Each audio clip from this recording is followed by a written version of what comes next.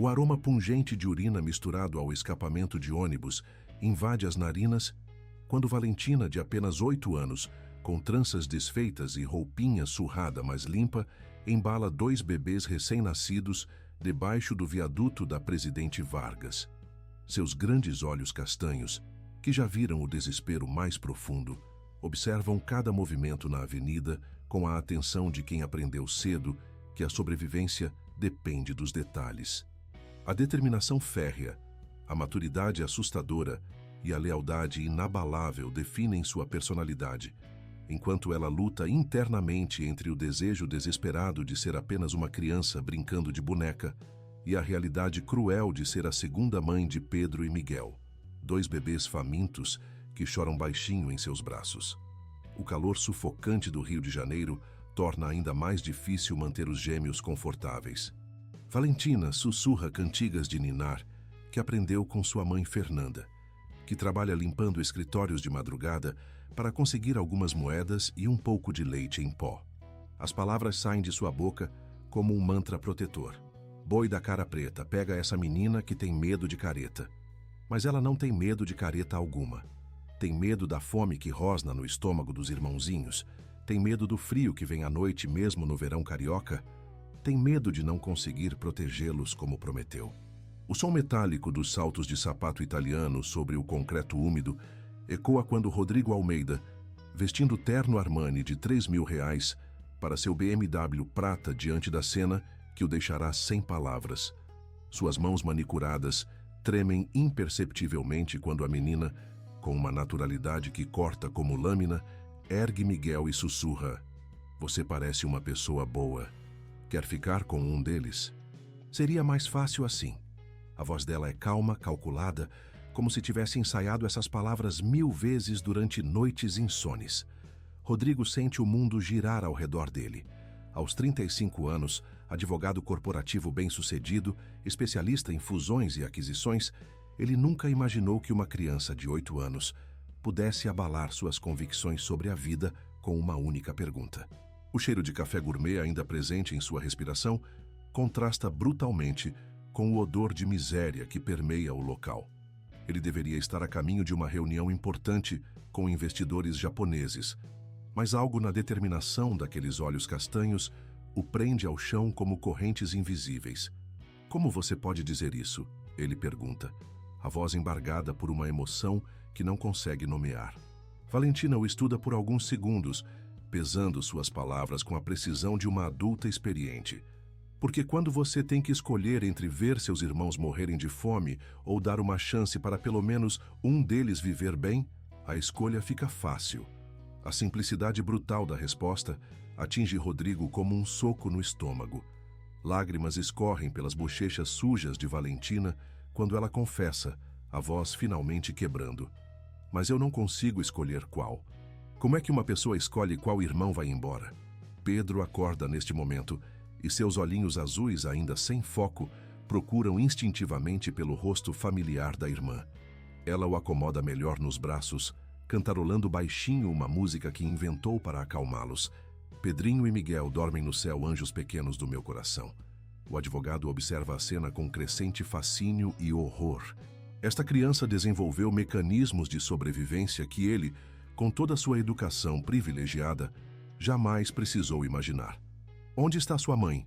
ele pergunta, tentando entender a situação completa. "Trabalhando. Ela limpa um prédio comercial na Cinelândia das 2 às 6 da manhã. Depois vai para outro escritório em Copacabana até meio-dia. À tarde cuida de uma senhora idosa em Ipanema." Valentina recita os horários como um cronograma militar, cada palavra demonstrando como ela conhece perfeitamente a rotina sacrificial da mãe.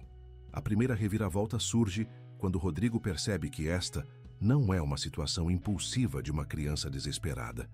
Valentina realmente pesou essa possibilidade durante noites insones, calculou os prós e contras, avaliou as chances de sobrevivência de cada bebê. "Já ofereci eles para outras pessoas?" Ela antecipa sua pergunta seguinte. 3 vezes, 2 mulheres disseram que eu estava mentindo, que eles não eram meus irmãos de verdade. Um homem quis levar só o Miguel porque disse que menino dá menos trabalho. Eu disse não. O barulho constante do trânsito da Presidente Vargas cria uma trilha sonora urbana para este encontro improvável. Ônibus passam buzinando, motos cortam entre os carros, vendedores ambulantes gritam suas ofertas, mas ali, naquele pequeno espaço sob o concreto, forma-se uma bolha de silêncio emocional. Rodrigo sente algo mudando dentro dele, como se uma porta há muito tempo trancada começasse a ranger nos gonzos enferrujados. "Qual é seu nome?" ele pergunta, agachando-se para ficar na altura dela. "Valentina Silva." "Este aqui é Pedro." Ela levanta o bebê da esquerda. "E este é Miguel." O da direita boceja, esticando seus dedinhos minúsculos. "Eles nasceram no hospital público da Tijuca há 4 meses. Tenho os documentos." Ela aponta para uma sacola plástica cuidadosamente protegida debaixo de um pedaço de papelão. A organização meticulosa da menina impressiona Rodrigo. Mesmo na extrema pobreza, ela mantém uma estrutura, uma rotina, um sistema. Os bebês estão limpos, suas roupinhas remendadas, mas bem cuidadas, seus rostinhos não mostram sinais de negligência. Esta é uma criança que assume responsabilidades com seriedade de adulto, mas que ainda canta cantigas de ninar com a doçura da infância. "Você já pensou em procurar ajuda do governo? Assistência social?" Ele pergunta, tentando entender por que uma família, obviamente em necessidade, não busca os canais oficiais. Valentina ri, mas não é uma risada alegre. "Já tentamos. Disseram que minha mãe precisa provar que não tem condições de cuidar dos filhos. Mas ela tem condições. Ela trabalha dia e noite. O problema é que as condições não são suficientes." A lógica implacável da resposta revela como o sistema falha justamente com quem mais precisa. Rodrigo olha para seu relógio Rolex, 15 para as 2. A reunião com os japoneses começa em 40 minutos, em seu escritório na Barra da Tijuca. Um negócio de 50 milhões de reais aguarda sua presença. Mas algo naqueles olhos castanhos determinados o impede de simplesmente sair e continuar sua vida. "Posso voltar amanhã?" Ele ouve sua própria voz perguntando, surpreendendo-se com as palavras que saem de sua boca. Valentina o estuda novamente, pesando se pode confiar neste homem de terno caro que apareceu do nada em sua vida. "Pode, mas não traga polícia nem assistente social. Se você quiser ajudar de verdade, ajuda. Se não quiser, é só dizer. Eu entendo." A maturidade da resposta deixa Rodrigo sem palavras. Esta menina de 8 anos acabou de dar-lhe uma lição sobre honestidade que seus colegas advogados levariam décadas para aprender. Ele tira a carteira do bolso e entrega R$ 200 para Valentina. Ela pega o dinheiro sem falso orgulho, mas também sem servilismo. "Obrigada. Vou comprar leite e fraldas para eles." Não há promessas vazias de pagamento futuro, não há dramatização. Apenas a aceitação prática de quem sabe que precisa de ajuda e está disposta a aceitar quando oferecida com respeito. Ao se afastar do viaduto, Rodrigo sente que algo fundamental mudou em sua percepção do mundo. A reunião com os japoneses, que parecia tão importante uma hora atrás, agora soa como ruído de fundo em comparação com a realidade brutal e bela que acabou de presenciar. No retrovisor, ele vê Valentina organizando cuidadosamente as coisas, preparando-se para mais um dia de proteção incansável de seus irmãos menores. Naquela noite, Rodrigo não consegue dormir. Em seu apartamento de cobertura em Ipanema, com vista para o mar e decoração assinada por arquitetos famosos, ele caminha de um lado para outro pensando na proposta da menina. Quer ficar com um deles? As palavras ecoam em sua mente como um convite para reescrever completamente sua história pessoal. Pela primeira vez em anos, o silêncio de seu apartamento parece opressivo ao invés de luxuoso. Fernanda Silva chega em casa às 6h30 da manhã. Os pés doendo de tanto andar, as mãos ressecadas de tanto produto de limpeza. Quando Valentina conta sobre o homem do terno e mostra o dinheiro, uma mistura de alívio e desconfiança passa pelo rosto cansado da mulher de 28 anos. "Ele disse que volta hoje?" Fernanda pergunta, pentendo os cabelos cacheados sempre presos numa tentativa de se manter apresentável para os patrões.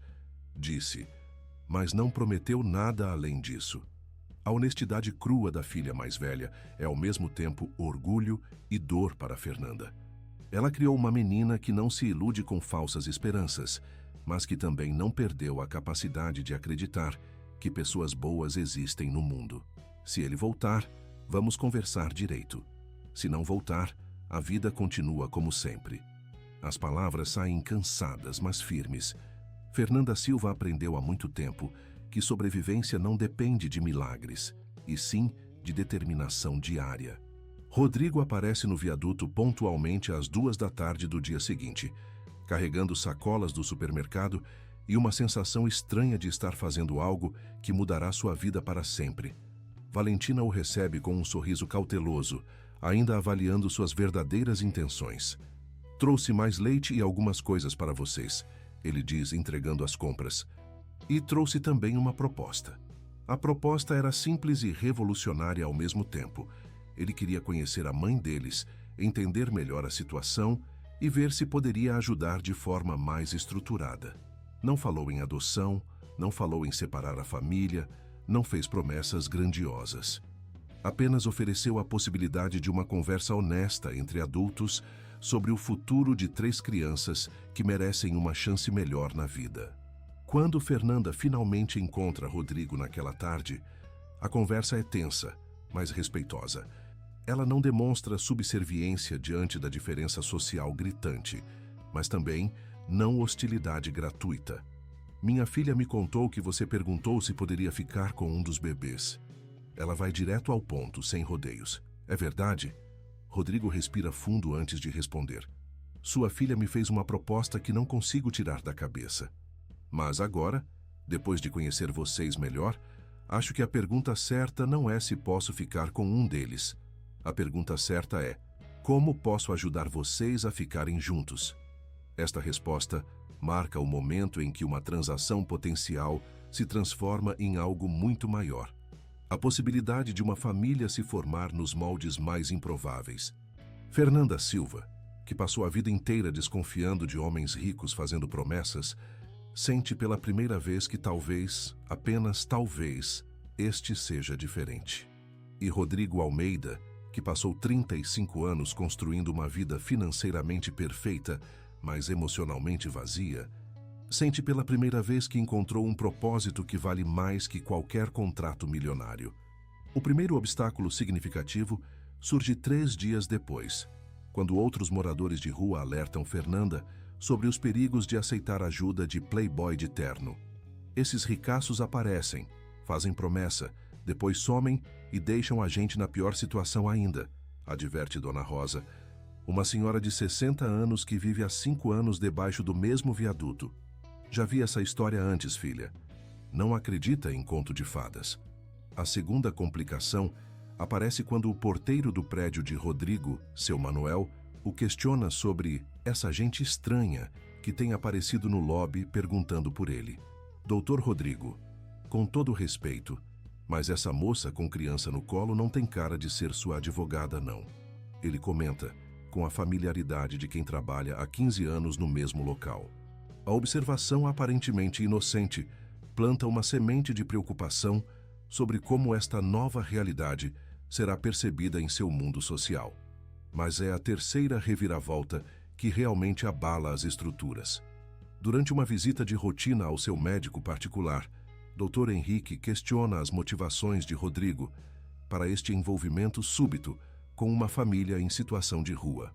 "Rodrigo, você está passando por alguma crise existencial? Isso é muito fora do seu padrão." A pergunta força o advogado a confrontar algo que vinha evitando. Talvez esta não seja caridade, talvez seja necessidade própria disfarçada de altruísmo. A resposta vem quando Pedro, o bebê, sorri para ele pela primeira vez. Um sorriso banguela, babado, completamente inocente, que atinge Rodrigo como um raio de sol em dia nublado. Neste momento, ele entende que não está salvando esta família por bondade abstrata. Está salvando a si mesmo de uma vida tecnicamente perfeita, mas humanamente estéril. Estas 4 pessoas, Fernanda, Valentina, Pedro e Miguel, oferecem algo que seu dinheiro nunca conseguiu comprar: a chance de ser necessário de verdade. As próximas semanas criam uma rotina estranha, mas funcional. Rodrigo passa a visitar a família diariamente, trazendo suprimentos, pagando consultas médicas particulares para os bebês, ajudando Valentina com as lições de casa que ela faz sozinha, usando livros achados no lixo. Fernanda continua trabalhando, mas agora com a segurança de saber que os filhos estão sendo cuidados durante suas longas jornadas de trabalho. A primeira grande mudança acontece quando Rodrigo sugere que eles se mudem para um apartamento alugado. Não é caridade. Ele esclarece quando vê a hesitação de Fernanda. É investimento. Vocês precisam de um endereço fixo para conseguir documentos em dia, para Valentina se matricular numa escola decente, para os bebês terem um ambiente adequado. Considerem como um empréstimo que podem pagar quando a situação melhorar. A dignidade da proposta convence Fernanda. Ela aceita, mas estabelece condições claras. Continuará trabalhando e contribuindo com o que puder. Valentina manterá suas responsabilidades com os irmãos e qualquer decisão importante sobre as crianças será tomada em conjunto. Rodrigo concorda sem hesitação, percebendo que estas condições na verdade o tranquilizam. Ele não quer ser visto como salvador, quer ser aceito como família. O apartamento escolhido fica em Copacabana, num prédio simples, mas bem localizado. 2 quartos, sala pequena, cozinha americana, uma varanda que dá para ver um pedacinho do mar entre os edifícios. Para Valentina, que nunca teve uma cama própria, o quarto que divide com os bebês parece um palácio. Para Fernanda, que finalmente pode tomar banho quente depois de anos se lavando em banheiros públicos, cada conforto básico soa como milagre. Para Rodrigo, que sempre considerou apartamentos de cobertura como padrão mínimo aceitável, aquele espacinho modesto representa algo mais valioso que qualquer propriedade que já possuiu. A sensação de lar. Quando ajuda a montar o berço dos gêmeos e vê Valentina organizando seus poucos pertences no guarda-roupa, ele entende que riqueza de verdade não se mede em metros quadrados ou localização prestigiosa. Mede-se em risadas de criança ecoando pelos cômodos, em cheiro de comida caseira na cozinha, em alguém perguntando como foi seu dia quando você chega em casa. O período de adaptação traz desafios inesperados. Valentina, acostumada a proteger os irmãos a qualquer custo, demora para aceitar que agora pode ser criança de verdade. Durante semanas, ela continua acordando de madrugada para verificar se Pedro e Miguel estão respirando, se tem fralda limpa, se não estão com frio. Rodrigo a encontra uma noite andando pela sala às 3 da manhã, embalando Miguel que chorava. Ele estava com pesadelo, ela explica. Eu sempre acordo quando eles têm pesadelo. Como você sabe que eles estão tendo pesadelo? Rodrigo pergunta, curioso sobre esta conexão quase telepática entre os irmãos. Porque eu conheço o choro deles. Choro de fome é diferente de choro de dor, que é diferente de choro de medo. Quando você cuida de alguém desde que nasce, aprende a linguagem deles. A explicação revela a profundidade do vínculo que une estes irmãos, um conhecimento íntimo que vai muito além de parentesco biológico. Rodrigo começa a aprender esta linguagem também. Descobre que Pedro gosta de músicas calmas e Miguel prefere conversas animadas, que Valentina disfarça quando está com medo, mas revela quando está realmente feliz. Que Fernanda canta baixinho quando está preocupada e fica completamente silenciosa quando está tranquila. Cada descoberta o conecta mais profundamente com esta família que escolheu adotar tanto quanto foi adotado por ela. A escola particular onde Valentina se matricula inicialmente a intimida. Uniformes caros, materiais importados, colegas que falam de viagens internacionais como quem comenta o tempo. Mas sua inteligência natural e determinação feroz logo conquistam respeito. Professores ficam impressionados com sua maturidade e capacidade de aprendizado. Colegas inicialmente desconfiados descobrem que ela sabe histórias da vida real mais interessantes que qualquer filme. O momento definidor acontece quando a professora de português pede para cada aluno escrever sobre sua família. Valentina escreve 5 páginas sobre como uma proposta de separação se transformou numa reunião, como um encontro acidental se tornou amor verdadeiro, como 4 pessoas completamente diferentes descobriram que família não tem a ver com sangue, e sim com escolha. A redação é tão tocante que a professora a lê em voz alta para toda a turma. arrancando lágrimas e aplausos. Neste momento, Valentina percebe que sua história não é motivo de vergonha, mas de orgulho. Ela não é a menina pobre que foi salva pelo homem rico. Ela é a menina corajosa que fez uma proposta impossível e transformou a vida de 4 pessoas para melhor. Esta mudança de perspectiva marca sua evolução de sobrevivente para protagonista de sua própria narrativa. Paralelamente, Rodrigo enfrenta seu próprio processo de adaptação. Colegas de trabalho notam mudanças em seu comportamento. Ele sai pontualmente do escritório às 6 para ajudar Valentina com a lição de casa. Declina convites para happy hours caros, porque prefere ficar em casa vendo Fernanda ensinar Pedro e Miguel a engatinhar. Sua agenda social, antes preenchida com eventos corporativos e jantares de negócios, agora inclui pediatras, reuniões escolares e tardes no parquinho. A primeira reação negativa significativa vem de sua secretária, Márcia, que trabalha com ele há 8 anos. Doutor Rodrigo, posso fazer uma pergunta pessoal? Ela questiona numa quinta-feira à tarde. O senhor tem certeza do que está fazendo? Essa mudança toda é muito radical. A preocupação genuína da funcionária o faz refletir, mas não hesitar. Márcia, pela primeira vez em 35 anos, tenho certeza absoluta do que estou fazendo. A segunda reação vem de clientes importantes que começam a questionar sua disponibilidade reduzida para viagens e reuniões noturnas. Rodrigo sempre foi workaholic. Agora parece que tem outras prioridades. Comenta um sócio de sociedade de investimentos durante um almoço de negócios. A observação não é feita com malícia, mas planta dúvidas sobre sua dedicação profissional. Rodrigo percebe que precisa encontrar um equilíbrio. Não pode simplesmente abandonar a carreira que sustenta esta nova vida, mas também não quer voltar ao padrão anterior de viver exclusivamente para o trabalho. A solução vem quando ele decide ser completamente transparente sobre sua situação. Durante uma reunião de sócios, ele conta sobre sua nova família e propõe uma reestruturação de responsabilidades que permita maior flexibilidade para todos. A resposta surpreende pela positiva. Vários colegas confessam ter sentimentos similares sobre equilíbrio entre vida pessoal e profissional. Um sócio revela que também pensa em adoção há anos, mas nunca teve coragem de dar o primeiro passo. Outro conta sobre filhos que mal conhece, porque passa tempo demais no escritório. A honestidade de Rodrigo abre espaço para conversas que humanizam o ambiente corporativo tradicionalmente frio. Esta mudança na dinâmica de trabalho coincide com transformações em casa. Fernanda, que inicialmente mantinha distância respeitosa de Rodrigo, começa a vê-lo menos como benfeitor e mais como companheiro de jornada.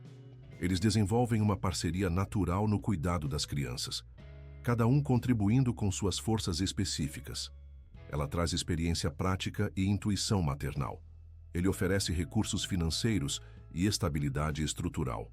A relação entre eles evolui gradualmente de cooperação para amizade, de amizade para algo mais profundo, que nenhum dos dois se atreve a nomear inicialmente. Não há pressão romântica, não há expectativas não declaradas. Apenas o crescimento natural de intimidade entre duas pessoas que compartilham a responsabilidade mais importante do mundo, criar 3 crianças com amor e dignidade. O primeiro beijo acontece numa noite de dezembro, quando os dois estão na varanda do apartamento, vendo os bebês dormirem no berço, e Valentina estudando matemática na mesa da cozinha. Não há drama, não há música romântica de fundo.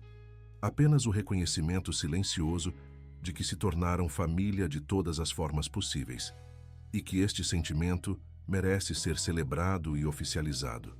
Acho que me apaixonei por vocês, Rodrigo sussurra, olhando para Fernanda, mas claramente se referindo ao grupo todo. Acho que nós também, ela responde, sorrindo de uma forma que ele nunca tinha visto antes. Valentina disse outro dia que você não é mais visita, é de casa. Para ela, isso significa que você é família de verdade. O reconhecimento da menina vale mais que qualquer declaração formal de amor. Mas como toda história verdadeira, esta também tem suas tempestades. A primeira grande crise surge quando Beatriz Almeida, mãe de Rodrigo, descobre a situação. Socialite de 60 anos acostumada aos salões do Clube Fluminense e shopping da Gávea, ela aparece no apartamento de Copacabana, brandindo ameaças de deserdamento e escândalo social. "Rodrigo, você enlouqueceu completamente", ela declara assim que entra no apartamento, suas unhas vermelhas batendo nervosamente em sua bolsa Hermès, enquanto analisa o ambiente com desaprovação óbvia. "Ou essa gente sai da sua vida, ou você sai da minha."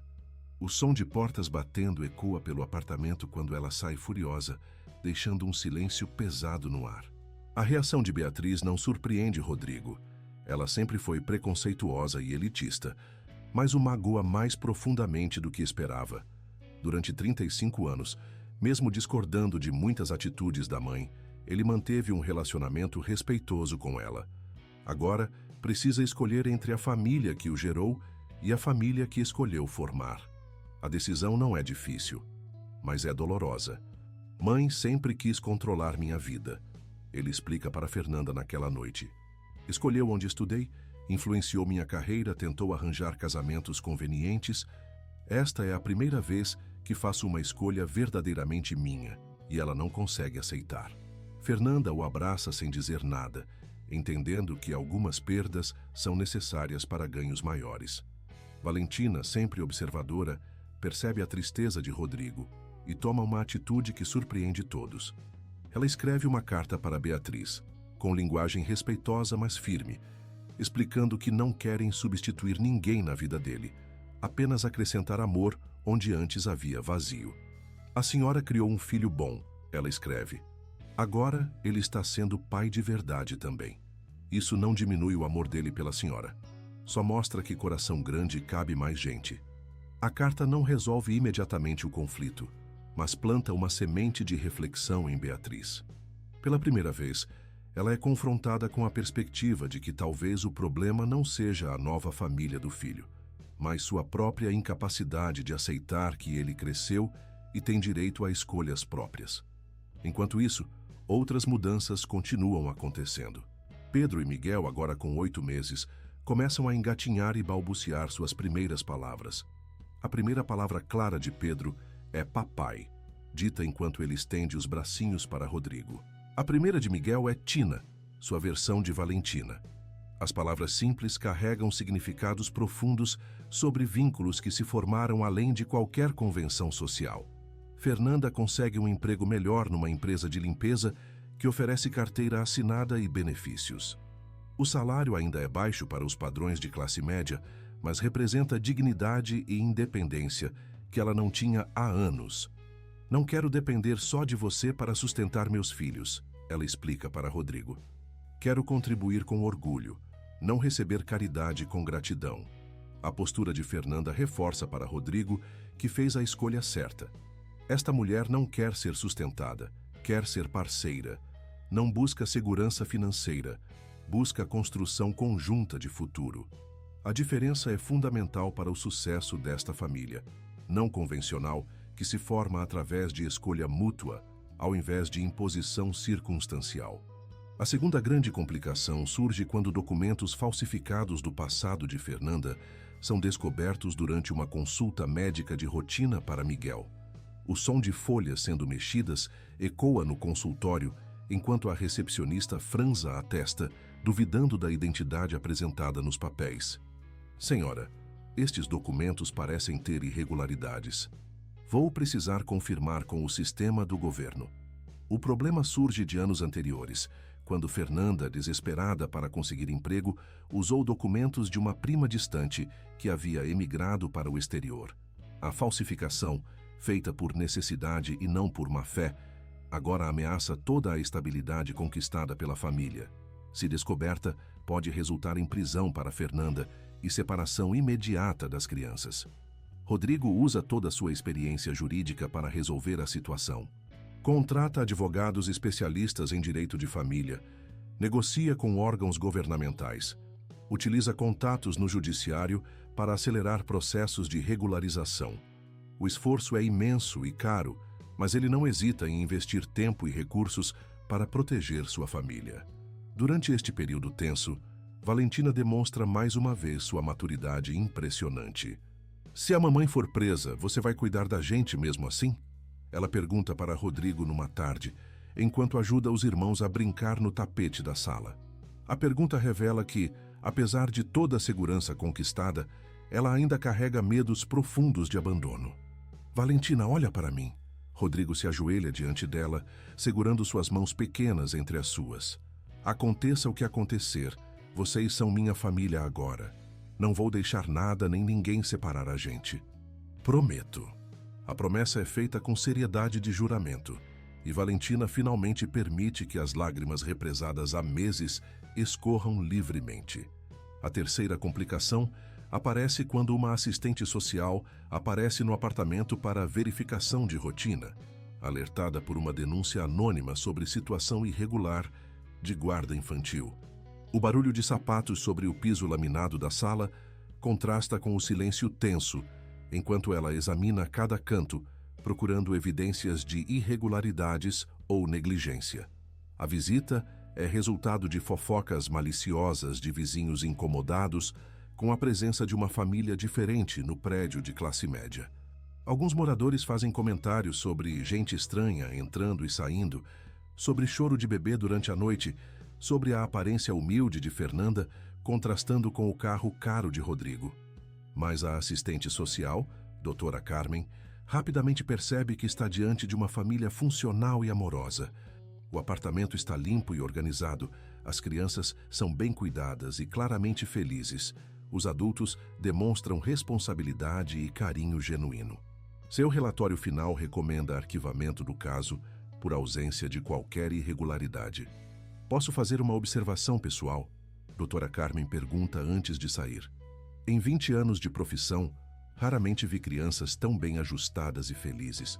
Vocês estão fazendo um trabalho excepcional como família. O elogio de uma profissional experiente confirma o que todos já sabiam. Esta união improvável está funcionando melhor que muitas famílias tradicionais. A quarta reviravolta média surge quando descobrem que Fernanda sempre soube como encontrar o pai biológico dos bebês, mas escolhera proteger as crianças de possível nova rejeição. A revelação acontece durante uma conversa íntima entre ela e Rodrigo, numa noite depois que as crianças dormem. Ele sabe que tem filhos gêmeos? Rodrigo pergunta, tentando entender completamente a situação. Sabe, mas quando contei que estava grávida, ele disse que não estava pronto para ser pai. Deu algum dinheiro para um aborto e desapareceu. Lágrimas escorrem pelo rosto de Fernanda enquanto ela conta a história que guardou sozinha por mais de um ano. Por que nunca me contou isso antes? Rodrigo pergunta sem julgamento, apenas curiosidade. Porque eu tinha medo que você achasse que eu estava sendo irresponsável, engravidando de homem que não presta. E também tinha medo que ele aparecesse e quisesse levar as crianças depois que elas estão estabelecidas e felizes. A honestidade de Fernanda aproxima ainda mais o casal. Rodrigo entende que ela estava protegendo não apenas os filhos, mas também a nova vida que construíram juntos. Fernanda, eu te amo justamente por isso. Por você colocar o bem-estar das crianças acima de tudo. Não me importa o passado, me importa o presente e o futuro que estamos construindo. Esta conversa marca um novo nível de intimidade e confiança entre eles. Não há mais segredos, não há mais medos não declarados. Apenas duas pessoas completamente comprometidas com o sucesso desta família, que escolheram formar juntos, enfrentando qualquer obstáculo que surgir pelo caminho. O Natal deste primeiro ano juntos é celebrado no apartamento de Copacabana, com cheiro de rabanada impregnando a casa e som de fogos de artifício ecoando pela vizinhança como aprovação divina. Rodrigo sente pela primeira vez o verdadeiro espírito natalino. Não presentes caros ou ceias sofisticadas, mas a sensação de estar exatamente onde deveria estar, cercado pelas pessoas que mais ama no mundo. Valentina ganha sua primeira bicicleta. Pedro e Miguel recebem brinquedos educativos adequados para sua idade. Fernanda é presenteada com um anel simples, mas bonito, que simboliza o compromisso não oficial, mas real que assumiram. Para Rodrigo, o presente mais valioso são as risadas que ecoam pelo apartamento e a certeza de que, finalmente, encontrou seu lugar no mundo. Ano que vem, Vamos ter nossa casa própria, ele anuncia durante a ceia, surpreendendo todos. Uma casa com quintal para vocês brincarem, quartos grandes para cada um, uma cozinha onde a mamãe possa cozinhar suas receitas especiais. A promessa não é ostentação, é planejamento cuidadoso de um futuro que todos merecem. A casa escolhida fica em Santa Teresa, um bairro charmoso que combina história e tranquilidade. 3 quartos, 2 banheiros, sala ampla, cozinha americana com varanda que dá para uma pequena área verde. Para os padrões de Rodrigo, é modesta. Para Fernanda e as crianças, é um palácio. Para todos juntos, é o símbolo físico de que esta família está aqui para ficar. A mudança para Santa Teresa marca o fim do primeiro ciclo e início do segundo. Valentina se matricula numa escola nova, mais próxima de casa e com proposta pedagógica mais inclusiva. Pedro e Miguel começam a frequentar uma creche maternal que estimula seu desenvolvimento motor e cognitivo. Fernanda encontra trabalho numa empresa de limpeza com sede no centro, reduzindo significativamente seu tempo de deslocamento. Rodrigo adapta sua rotina para trabalhar mais de casa, aproveitando tecnologias que permitem reuniões virtuais e atendimento remoto de clientes. Sua produtividade não diminui. Na verdade, aumenta, porque ele está mais focado e motivado. Colegas comentam que ele parece mais tranquilo e eficiente que antes. Mas é durante este período de estabilidade que surge a maior ameaça à harmonia familiar. O pai biológico dos bebês retorna, bronzeado de uma temporada na praia, exigindo seus direitos, após descobrir que os filhos agora vivem numa casa confortável com uma família estruturada. Suas palavras cortam como vidro. Sempre soube que eles dariam sorte na vida. Agora quero minha parte. O nome dele é Tiago Santos, tem 32 anos, trabalha informalmente como instrutor de surf e guia turístico em praias da região dos lagos. Quando soube, através de conhecidos mútuos, que Fernanda estava vivendo bem com um advogado rico, decidiu reivindicar a paternidade dos gêmeos, motivado mais por interesse financeiro que por afeto paternal genuíno. Eu sou o pai biológico deles, ele declara, quando aparece na porta da casa em Santa Teresa, numa tarde de terça-feira. Tenho direitos e quero exercer esses direitos. A postura é desafiadora, o tom intimidador, mas Rodrigo percebe imediatamente que se trata de tentativa de extorsão disfarçada de reivindicação parental. Fernanda fica visivelmente abalada com a aparição inesperada de Tiago. Todas as inseguranças que tinha conseguido superar voltam com força total. Eu sabia que isso ia acontecer, ela sussurra para Rodrigo naquela noite. Eu sabia que quando as coisas estivessem boas, alguém ia aparecer para estragar tudo. Valentina, sempre protetora, assume uma postura defensiva quando vê a mãe chorar. Ele não pode levar meus irmãos, pode? Ela pergunta para Rodrigo, os olhos cheios de determinação e medo ao mesmo tempo. Ninguém vai levar seus irmãos, Rodrigo responde com firmeza. Somos uma família, e família se protege. A batalha legal que se inicia é complexa e emocionalmente desgastante. Tiago contrata um advogado que trabalha em regime de sucumbência, interessado nos possíveis ganhos financeiros do caso. Eles argumentam que Rodrigo está comprando uma família, que a situação é irregular, que os direitos do pai biológico estão sendo violados. Rodrigo, por sua vez, monta uma defesa baseada no melhor interesse das crianças. Contrata peritos em psicologia infantil, coleta depoimentos de professores e profissionais de saúde que acompanham Pedro e Miguel, documenta meticulosamente o desenvolvimento e bem-estar dos bebês desde que começaram a viver com ele e Fernanda. O processo judicial se desenrola durante meses tensos. Audiências onde cada palavra é pesada, perícias que escrutinizam cada aspecto da vida familiar, interrogatórios que forçam todos os envolvidos a expor seus sentimentos mais profundos em linguagem jurídica fria e objetiva. Durante este período, Valentina surpreende todos ao pedir para falar diretamente com o juiz. Quero contar minha versão da história, ela declara com maturidade que impressiona até os advogados experientes. O juiz, doutor Roberto Figueira, aceita ouvi-la em ambiente reservado, apenas com a presença dos representantes legais de cada parte. O depoimento de Valentina é devastador em sua sinceridade. Ela conta sobre as noites frias debaixo do viaduto, sobre a decisão desesperada de oferecer um irmão para um estranho, sobre como Rodrigo não apenas salvou a família, mas se tornou parte dela de forma natural e amorosa. Meus irmãos chamam ele de papai porque é isso que ele é, ela explica. Pai não é quem faz bebê. Pai é quem cuida, protege e ama todo dia. O impacto do testemunho é imenso.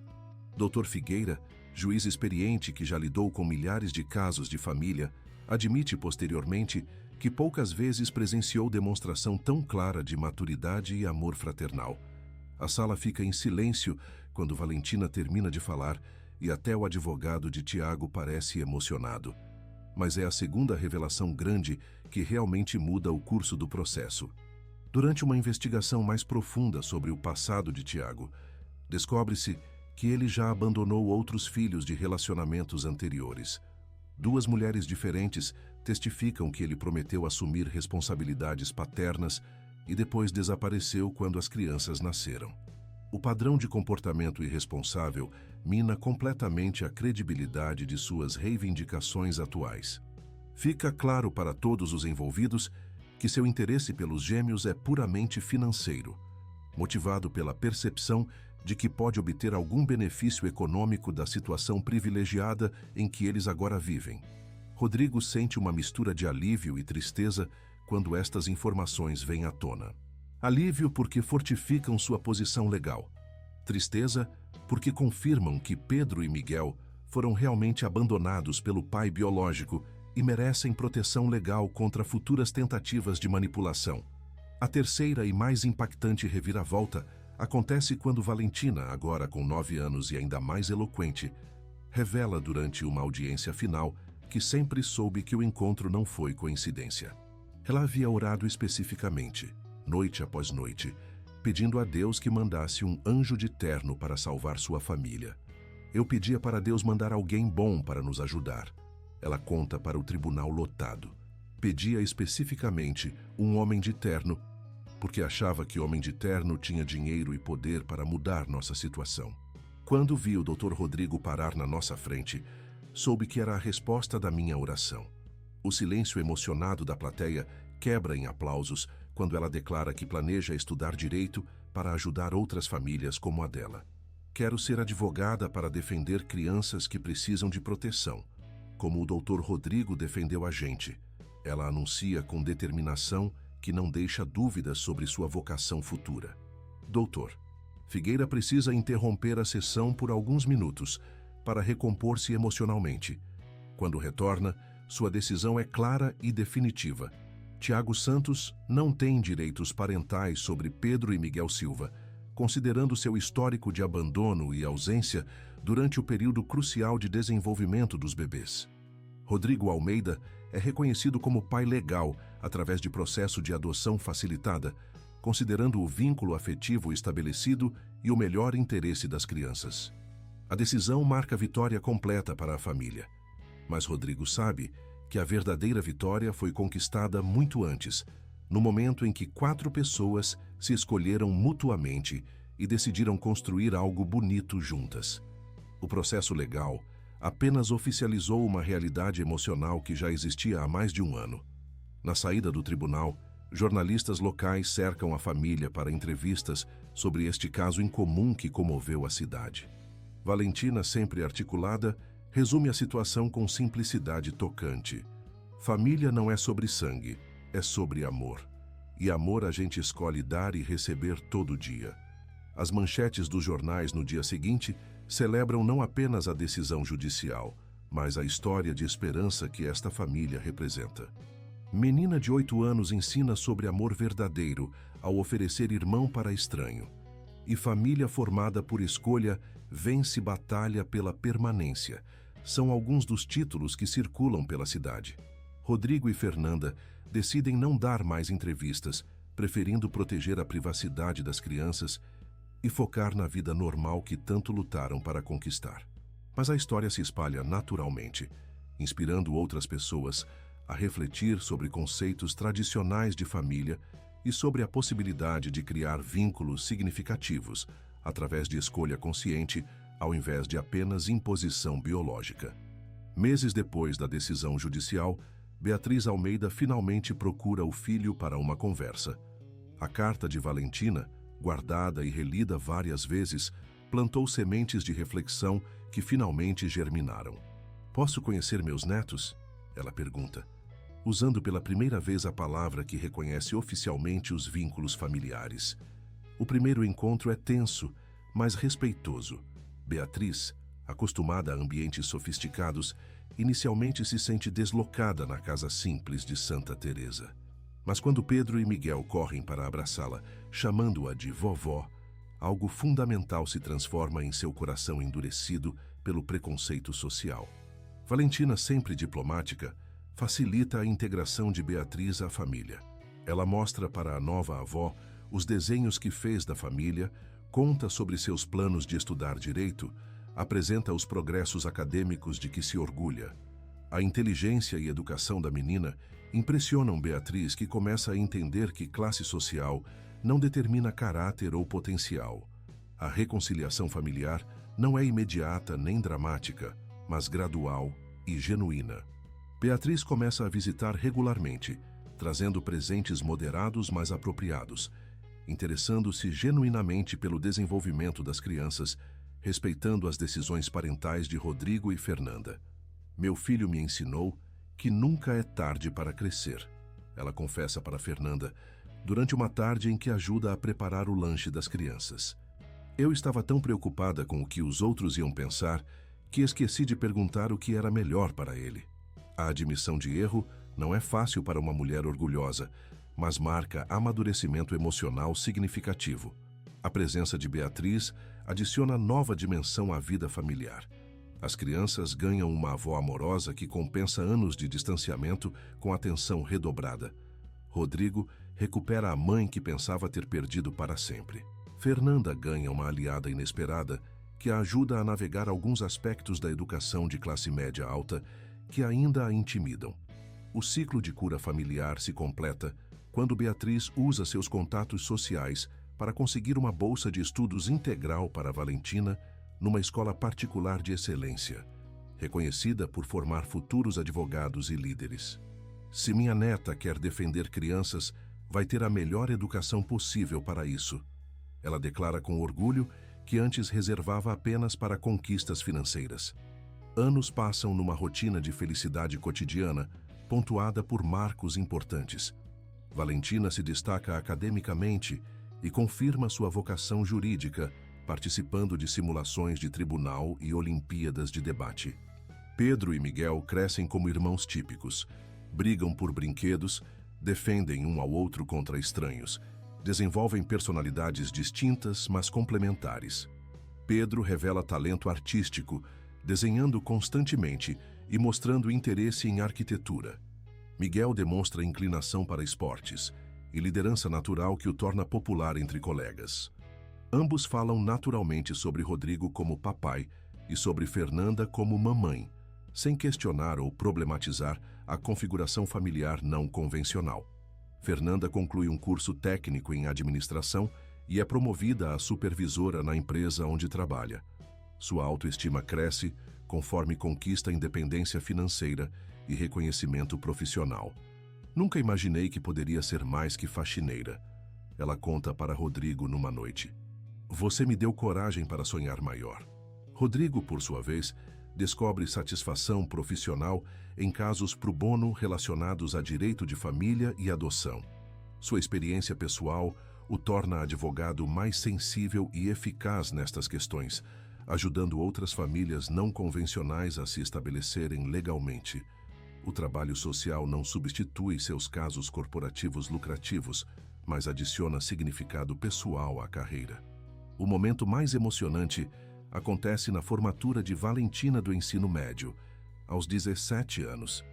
Ela é valedictorian da turma e escolhe dedicar seu discurso à importância de famílias formadas por escolha consciente, ao invés de apenas imposição biológica.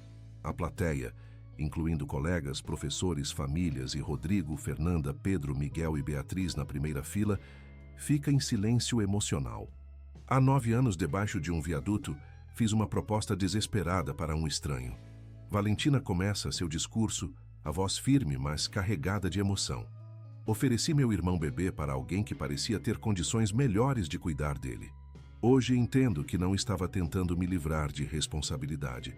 Estava tentando garantir que o amor chegasse até nós. O silêncio da plateia é total, enquanto ela continua. Aquele homem de terno poderia ter pegado um bebê e ido embora. Poderia ter chamado assistência social e transferido o problema. Poderia ter dado dinheiro e esquecido nossa existência. Mas ele escolheu algo muito mais difícil e bonito. Escolheu ficar e construir uma família conosco. Lágrimas escorrem pelo rosto de Rodrigo quando ela olha diretamente para ele e declara: Pai, obrigada por me ensinar que família é sobre escolha diária de amar, proteger e crescer juntos. Obrigada por mostrar que herói de verdade não usa capa, usa terno e aparece na hora certa com o coração aberto. O aplauso que segue é longo e emocionado. Professores choram, colegas ficam impressionados com a maturidade do discurso, famílias refletem sobre seus próprios vínculos. Mas para Rodrigo, Fernanda, Pedro e Miguel, o momento representa a validação pública de algo que sempre souberam. Eles formam uma família verdadeira, unida por laços mais fortes que sangue. O último acontecimento que marca a conclusão perfeita desta história acontece na formatura de Valentina em Direito, 5 anos depois. Ela se forma com honras acadêmicas e uma oferta de estágio no escritório de advocacia mais prestigioso do Rio de Janeiro. Mas sua escolha surpreende todos. Ela aceita uma posição em ONG que defende direitos de crianças em situação de vulnerabilidade. Não quero ganhar muito dinheiro defendendo empresas. Ela explica sua decisão para a família reunida numa churrascaria em Copacabana para celebrar. Quero usar o que aprendi para ajudar crianças como eu fui. Quero que outras meninas não precisem oferecer irmãos para estranhos, porque o Estado garante proteção adequada para todas as famílias. A decisão confirma que os valores ensinados por Rodrigo e Fernanda, responsabilidade social, empatia, justiça, foram bem assimilados. Valentina não esqueceu suas origens, nem perdeu a compaixão que a motivou durante os anos mais difíceis. Ela transformou trauma em propósito, dor em determinação de fazer diferença na vida de outras crianças. Durante a festa de formatura, Pedro, agora com 5 anos, desenha a família numa folha de papel. 5 figuras de mãos dadas. Ele, Miguel, Valentina, Fernanda e Rodrigo. No canto da folha, uma 6ª figura menor, identificada como Vovó Bia. Quando Rodrigo pergunta sobre o desenho, Pedro responde com simplicidade típica da infância. É nossa família, todos que se amam são família. Miguel, sempre o mais falante dos gêmeos, complementa. E nossa família é grande porque tem muito amor. Papai disse que amor não acaba quando divide, só cresce. A sabedoria infantil resume perfeitamente a lição aprendida por todos durante esta jornada de 9 anos. Amor verdadeiro não diminui quando compartilhado, multiplica-se infinitamente. A celebração se estende até tarde da noite, com histórias sendo recontadas, planos futuros sendo discutidos, memórias sendo valorizadas. Rodrigo olha ao redor da mesa e vê sua maior conquista, não os contratos milionários que assinou, não o patrimônio que acumulou, não o prestígio profissional que conquistou, mas esta família que escolheu formar e que o escolheu de volta. Fernanda, agora com 37 anos e radiante de felicidade, segura a mão de Rodrigo por baixo da mesa. Eles nunca se casaram oficialmente. Nunca sentiram necessidade de formalizar no papel algo que já era real no coração. Mas vivem como casal há quase uma década, unidos por amor maduro e responsabilidade compartilhada. Você se arrepende de alguma coisa? Ela pergunta baixinho, aproveitando um momento em que as crianças estão distraídas com uma discussão animada sobre futebol. Me arrependo de não ter parado naquele viaduto mais cedo. Ele responde sem hesitar. De ter demorado 35 anos para encontrar vocês, de ter perdido os primeiros meses de vida dos meninos, mas me arrepender de ter parado? Nunca. Beatriz, agora com 69 anos e transformada pela experiência de ser avó verdadeira, ergue uma taça de refrigerante. Ela parou de beber vinho em eventos familiares para dar exemplo às crianças e faz um brinde. A família Almeida Silva, que me ensinou que amor não tem protocolo social e que felicidade não precisa de aprovação alheia. O brinde é acompanhado por risos e abraços. As ferramentas emocionais apresentadas desde o início, amor incondicional, determinação inquebrantável e fé inabalável, finalmente convergem na resolução perfeita. As regras estabelecidas sobre família verdadeira versus biológica permanecem consistentes até o final, culminando numa celebração onde 5 vidas se entrelaçaram numa unidade indestrutível. Quando finalmente voltam para casa naquela noite, a casa em Santa Teresa, que se tornou lar verdadeiro, Rodrigo para por um momento na varanda para contemplar a vista da cidade. Das luzes de Copacabana ao longe até as favelas iluminadas nos morros, Rio de Janeiro se estende diante dele como um mapa de possibilidades infinitas. Valentina se junta a ele na varanda, ainda vestindo seu vestido de formatura. "Em que está pensando, pai?" ela pergunta, usando naturalmente a palavra que define perfeitamente o relacionamento deles. "Estou pensando em como uma proposta impossível mudou 4 vidas para sempre", ele responde. "Estou pensando em como você, uma menina de 8 anos, sabia mais sobre amor verdadeiro que eu aos 35. Não sabia mais." Ela corrige com suavidade. "Eu estava desesperada e você estava vazio. A gente se completou." A observação madura revela como ela entende que aquele encontro foi benéfico para todos os envolvidos, não apenas uma salvação unidirecional do rico para os pobres. Fernanda aparece na varanda carregando Pedro no colo. Ele adormeceu no sofá assistindo desenho, enquanto Miguel escova os dentes no banheiro. "Hora de dormir, família", ela anuncia com carinho. "Amanhã é mais um dia da nossa vida boa." A frase simples resume a gratidão diária que todos sentem por esta realidade que poderia ter sido muito diferente. Enquanto colocam as crianças na cama, Rodrigo reflete sobre a transformação completa de sua existência. 9 anos atrás, ele morava sozinho num apartamento luxuoso, mas estéril. Trabalhava obsessivamente para acumular riqueza que não trazia satisfação real. Relacionava-se superficialmente com pessoas interessadas apenas em seus recursos financeiros. Hoje, divide uma casa modesta, mas aconchegante com 4 pessoas que o amam pelo que ele é, não pelo que possui. Trabalha para sustentar uma família que valoriza sua presença mais que sua provisão. Relaciona-se profundamente com pessoas que investem emocionalmente em seu bem-estar e crescimento pessoal. A última cena acontece depois que todos adormecem. Rodrigo caminha pela casa silenciosa, verificando se as portas estão trancadas, se as crianças estão cobertas, se tudo está em ordem para mais uma noite tranquila. Na porta do quarto de Valentina, ele para observá-la dormindo pacificamente, cercada por livros de direito e desenhos dos irmãos menores.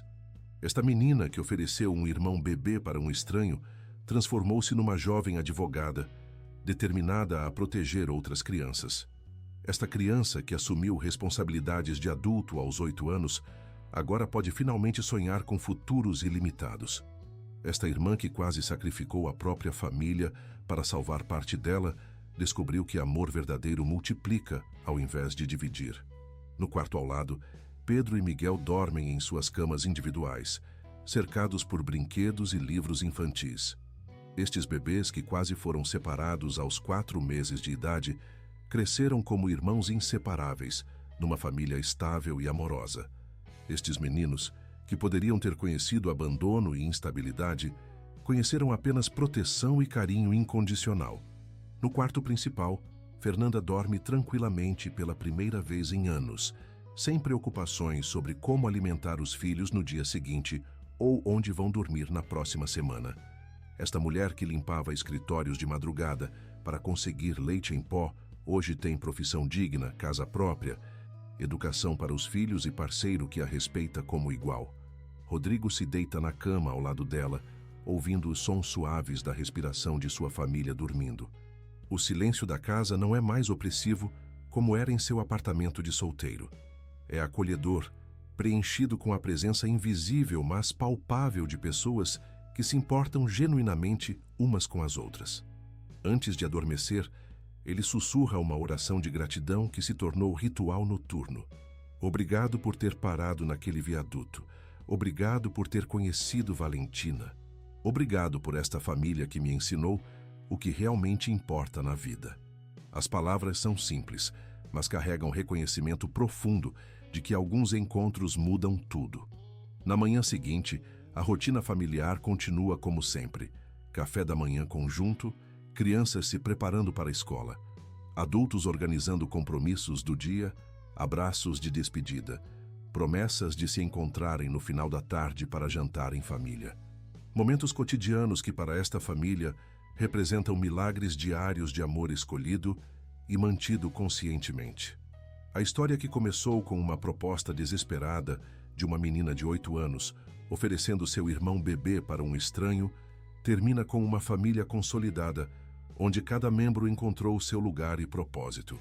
4 vidas destroçadas se recompuseram numa unidade indestrutível, provando que às vezes os melhores presentes da vida vêm embrulhados nas circunstâncias mais improváveis, temperados com lágrimas de dor que se transformam em lágrimas de alegria. O aroma pungente de urina e escapamento de ônibus que marcou o primeiro encontro foi substituído pelo cheiro de café fresco e pão caseiro. O som metálico de saltos no concreto deu lugar a risadas de criança ecoando pelos cômodos. O viaduto frio da Presidente Vargas se transformou na casa aconchegante de Santa Teresa, e a proposta impossível de uma criança desesperada se concretizou na família mais improvável e mais verdadeira que qualquer um deles poderia ter imaginado. Muito obrigado por chegar até aqui. Esperamos que a história de Valentina, Rodrigo, Fernanda, Pedro e Miguel tenha emocionado você tanto quanto nos emocionou ao contá-la. Se gostou, não se esqueça de se inscrever no canal e deixar um gostei no vídeo. Isso nos ajuda muito a continuar trazendo histórias que tocam o coração. Todos os dias compartilhamos novas narrativas sobre amor, família e superação. Então fique à vontade para explorar e encontrar a sua favorita. E claro, queremos saber sua opinião. O que achou dessa história de uma família formada por escolha? Você acredita que amor verdadeiro pode superar qualquer diferença social? Conte pra gente nos comentários. Nos vemos amanhã com mais uma história incrível que vai mexer com suas emoções.